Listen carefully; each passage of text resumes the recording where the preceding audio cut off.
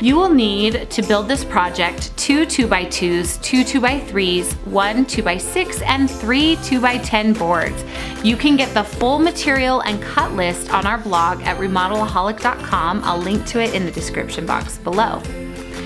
Once you've made all of your cuts according to the list, you'll drill your pocket holes as noted in the written instructions. Get comfortable with your pocket hole jig because there are quite a few pocket holes in this project. Before you start to assemble, sand each piece really well, especially when you're using less expensive structural lumber. Sanding is very important to make a great finished piece.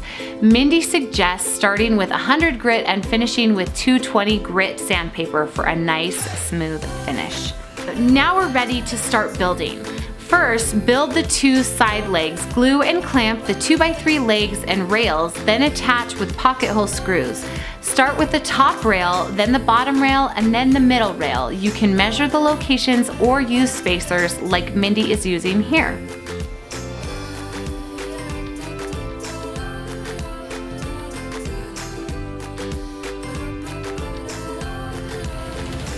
Attach the table apron pieces using glue and pocket hole screws with the side pieces either upside down or on their sides on your work surface. Measure and mark the middle and bottom rails to clamp to the lower support boards. Then attach both boards using pocket hole screws.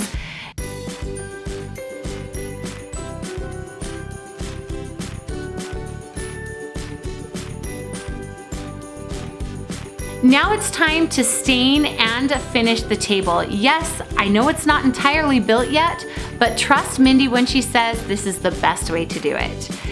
Mindi spray painted the base of the table with oil rubbed bronze for a metallic look and stained the shelf boards. To give the boards a weathered look, she first started with wood conditioner to prevent the wood from staining unevenly. This is another problem with 2x4 boards. The soft pine will stain unevenly without a wood conditioner.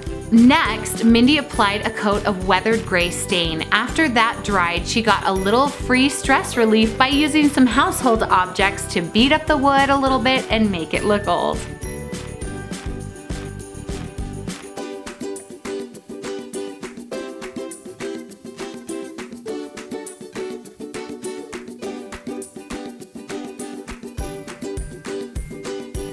Then she stained again with another dark walnut stain and finished the top board and shelves with 3 coats of poly, sanding lightly between each coat. Now it's time to attach the shelves. At this point, Mindi realized that she needed an additional support along the top to make the tabletop stronger. Next, flip the table upside down and center it onto the bottom of the top boards and attach it using screws. Be sure to screw through each of the supports into both top boards. Place a couple of screws through the apron pieces as well. To add the shelves, turn the table on its side, place several small spacers such as a thick paint stick or wood shims to center the shelf between the legs. Once the shelf is centered, drive several screws through the supports into the shelf. Repeat for the bottom shelf. Mindi recommends using self-tapping screws like she used here to avoid splitting the woods. But if you don't have any on hand, just pre-drill the holes before adding the screws.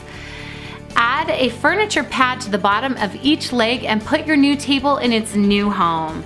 This table would look great as a sofa table or a media console, but it would also be right at home in an entryway table or in an office or craft room with bins to hold supplies.